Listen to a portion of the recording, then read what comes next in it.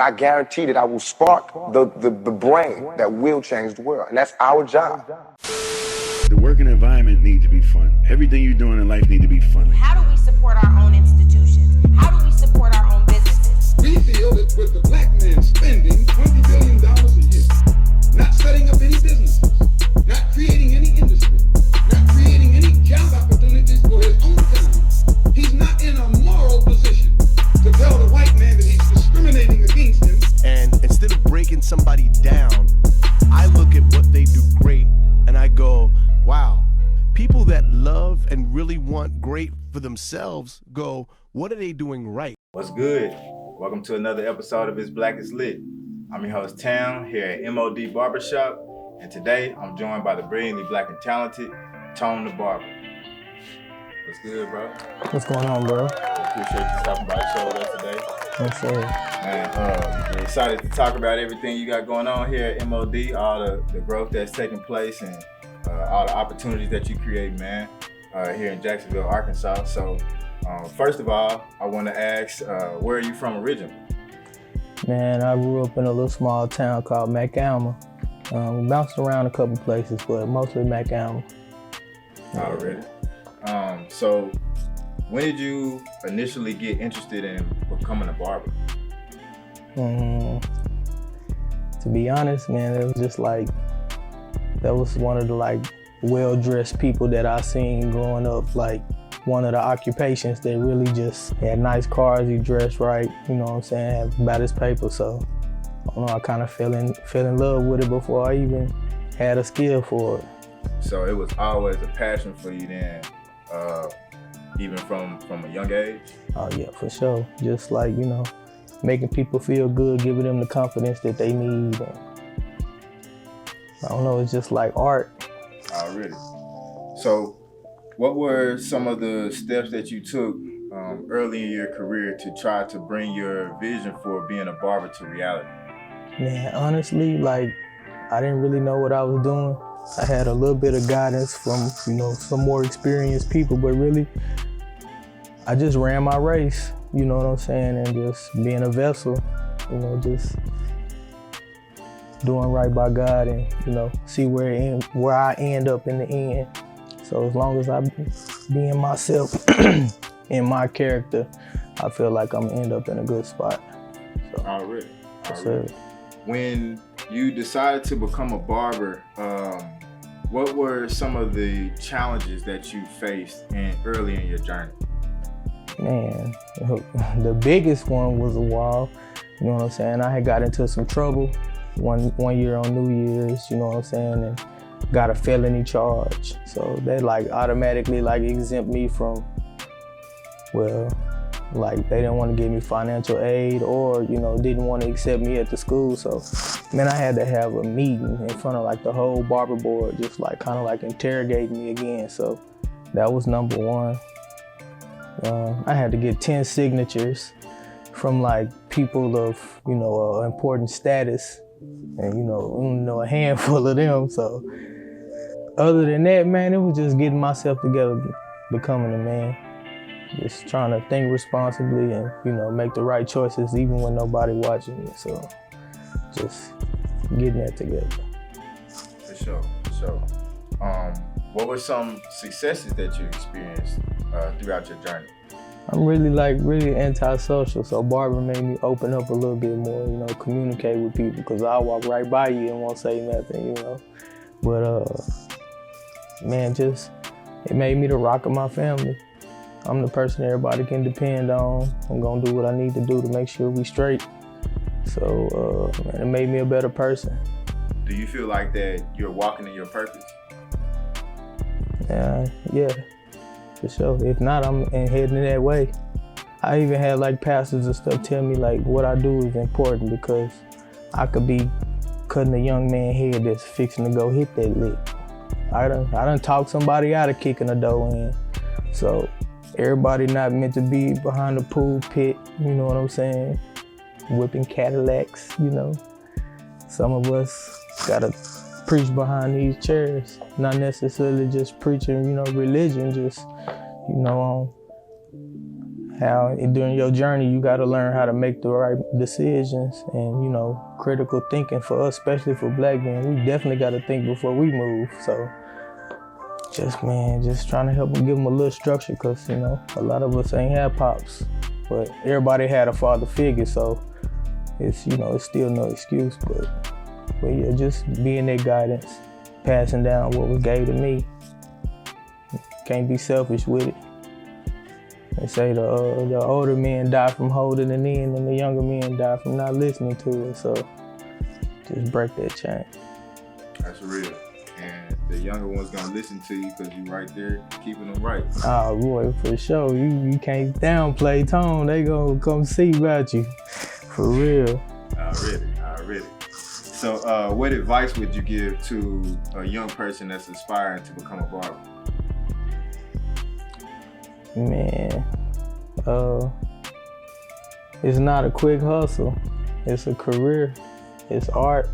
It's just not something you just gonna hop in and let everybody be like, I'll go to him. Popularity don't matter. You gotta have that work. It's kind of like, you know, in any occupation. And then there's so many barbers, you know what I'm saying? It might be 10 in one shop. The competition, you know what I'm saying? It's a good thing to me. I want to be thrown in the jungle where it's rough at. If I can make it out of there, I can make it anywhere. So, man, and actually learn the craft. Don't touch no blackout. No, leave all that enhancement alone. Just get your raw game down. You can't stop that. Then haircuts always gonna need to be fresh. You always gonna have somebody, you know. I got clients that get an allowance from their job. They had to stay fresh. So, and then, you know, but you gotta be on top of your game to keep your clientele right. So it's not just peaches and cream like everybody think. They see the, you know, the cars and the clothes and stuff like that, man. That's not it. It's work. And especially it's a little tougher because you ain't got no boss. You mess up, you take a loss. You gotta have discipline. You gotta make yourself sit in here when you ain't got no clients. You know what I'm saying? You gotta get on the internet, learn how to advertise for yourself, make your videos, you know what I'm saying? So you keep up with the times and stuff like that. So how has MOD adapted to this new COVID world? Man, honestly, we was like that anyway. Like, we appointment only. Well, I got a guy that do walk-ins, but it's just not so popular here because, man, we always booked. So, we kind of like it. It's a one-on-one interaction. You don't got a bunch of people, you know, watching you, rushing you, you know, stuff like that. It's a chill environment.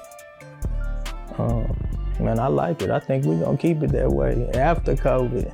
You know what I'm saying? We kind of like the little crowd in here sometimes, but you know, you don't want it too deep, too heavy. But you know, that barbershop atmosphere is important because some people learn in here, and this is where your kids get their beginning lessons. You know what I'm saying? You can't teach them everything at home because it should happen away from home. So you might have a pastor sitting in here, you might have a weed man sitting here, you might have the little hot boys over there with them Dracos and them extendos, but in here, you know, everybody is level. Minds can intertwine, you know what I'm saying, hear different point of views. I like that, a little diversity. Already. For sure. That's a good spot to kind of get a variety of them views of life, you know what I'm saying? Yeah. Like a good mix of everybody, Yeah. your pastor, everybody come through the barbershop, you know what I mean? And it's a good space to talk about mental health, especially from the black male perspective. So Yeah. I know that's a big part of what you do here at MOD. For sure. So can you tell us where to find out more about MOD and all the work that you're doing? Man, you know, I started off with no business mindset other than just cutting. Everything gotta learn, like just hustling in the streets and stuff like that. You gotta put that to a business structure. I'm expanding, so I'm learning as I'm going. You know how I sell everything, man. We got everything for sale. It's gonna be on the website, along with advertising for my team, because it's not about me. It's about everybody. I'm on the cut at Tony Touch. If you want to find me, just go to search for Barbers, 72076. You know, Jacksonville zip code. Shout out to Beezy for teaching me that forever. 72076, that's the code for Jacktown. You know, so shit, yeah. On the Cut app, man, that's the only way to book. You know what I'm saying? We got the big boss player move. You want to walk in with no appointment, have that blue man ready, a whole 100. Other than that, you got to get on the schedule. Already. Well, we definitely appreciate you stopping by the show with us today, man. And more importantly, we appreciate everything that you're doing here in Jacksonville, Arkansas. We appreciate you being a visionary in the community that's making change for people like you and me. So big ups and keep doing what you're doing. And up next on this Black is Lit, we're going to have another edition of Get Out Your Feelings and our word of the day.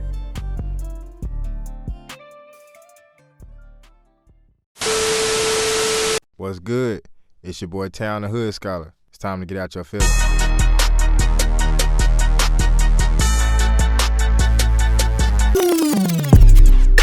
Got me in my feelings. Got me in my feelings. Gotta be real with it. Get up out your feelings for this chopper, make you dance like shit. Today, we're going to talk about the phases of a vision. How are some people able to master the skill of manifesting their dreams into reality? Manifestation is complicated and requires intense dedication. However, there are phases to every vision that, when understood and applied, can bring your dreams to life. In the first phase, the vision hits you like a brick. Some call this the eureka or the aha moment. In this phase, you see the fullness of your vision, and you are excited or you're awed by the enormity of the potential.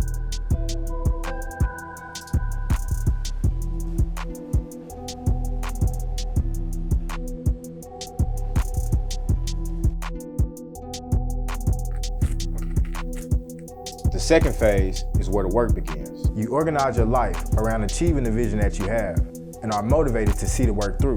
You may even begin to see success come to your plans because results follow work everywhere but the dictionary.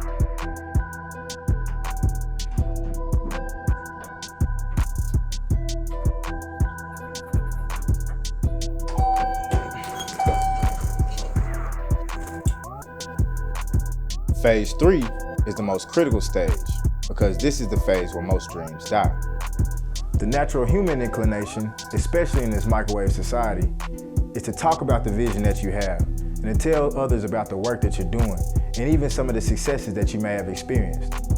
But dreams die in phase 3 due to the need for validation and approval from others. Your motivation can begin to wane as other views are introduced. And what can anybody truly tell you about your dream?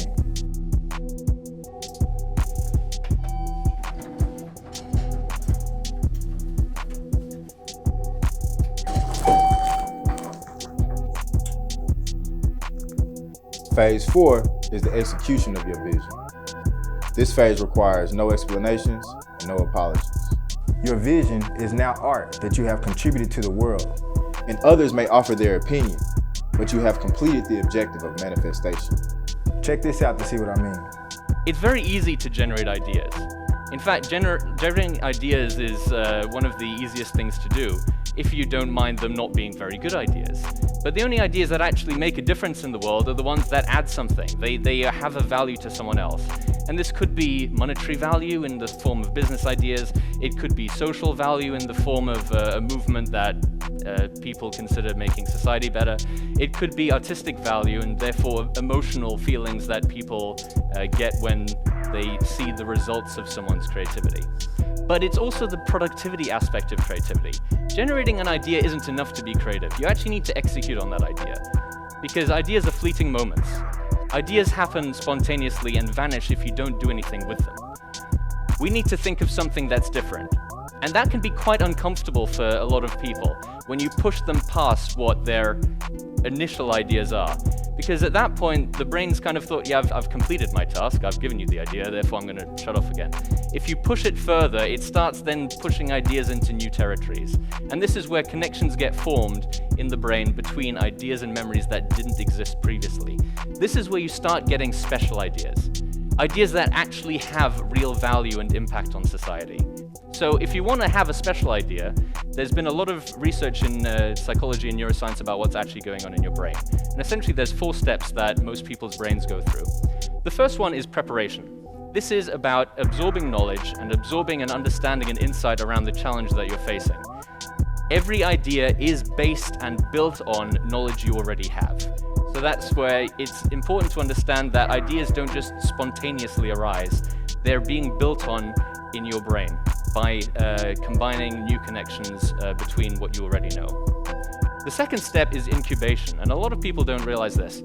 The majority of ideas happen when you have prepared your brain, taken on board knowledge, but then step away and give it time to actually form those new connections.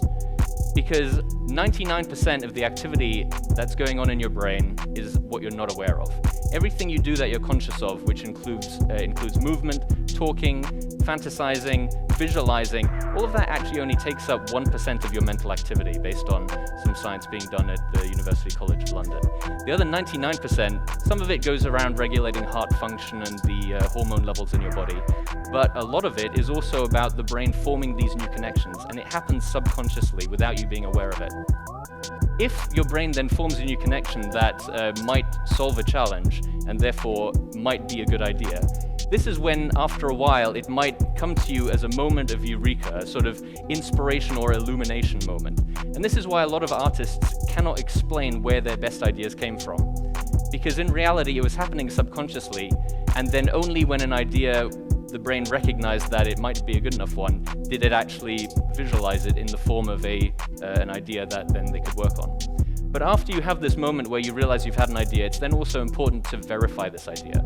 To a degree, your brain does this automatically, thinking, okay, no, that won't work, ignore that. And sometimes it requires experimentation and tweaking and refining for it to actually turn into something. The fact that when you generate a new idea and you try and explain it, all ideas are still rough when they're first visualized. And therefore, if you try and explain a new concept to someone and it's not yet perfect, because you haven't given it the time to refine it, it's gonna sound imperfect. And therefore, the most common response you're gonna get to a new idea is criticism. People are taught to avoid criticism and to do things properly to succeed in life. So there's a lot that can be learned from what's going on in schools that's essentially drilling people to avoid being creative. And what studies have shown is that different aspects of creativity require different brain activity, and they actually cancel each other out. If you want to generate ideas and have these inspiration moments and allow your brain to form these subconscious new connections, generating ideas actually happens at this low alpha level. But if you want to then be able to focus on those ideas, refine them, and turn them into something that's valuable and putting them out there to the rest of the world, then you need to have the focusing ability of a beta level. So what this means is you can't just stay in one brain activity level forever and assume that you're going to have the best ideas. You actually need to oscillate between relaxation and focus in order to be able to be creative. There's a famous study done by Charles Lim in America where he took freestyle rappers and freestyle jazz pianists and put them in an MRI scanner to see what parts of the brain were being activated once they started improvising, essentially coming up with a stream of ideas on the fly. And what they found is there's actually a part of the brain that gets deactivated, called the dorsolateral prefrontal cortex. It's just here in your forehead behind your eyes, and it's one of the most advanced parts of the human brain.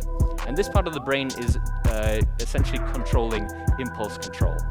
It's the sort of brain part that prevents you from doing rash things. But it's actually filtering everything that's going on in your brain, and therefore preventing ideas from surfacing. So if you can learn to control your dorsolateral prefrontal cortex, it'll be a lot easier for you to be able to visualize ideas essentially on demand. Ideas are worthless unless you actually go and do something with them. So one of the most important parts of creativity is once you actually have an idea, go out and actually do something about it. Go and make the world a better place with it. Basically, there are phases to every vision. Understanding the creative process frees you from the need for approval from others, allowing you to focus on executing your vision and ultimately changing your world. Bond. Now, a relationship between people or groups based on shared feelings, interests, or experiences. visionaries bond over purpose.